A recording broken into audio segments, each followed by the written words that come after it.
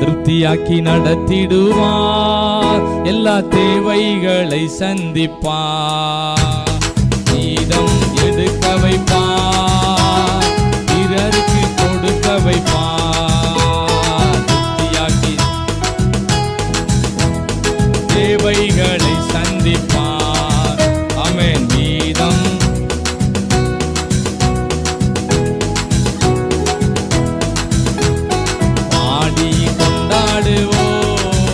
பல கோடி நன்றி சொல்லுவோம், பாடி கொண்டாடுவோம், கோடி நன்றி சொல்லுவோம். 5 அப்பங்களை 1000 பெருகச் செய்தார்.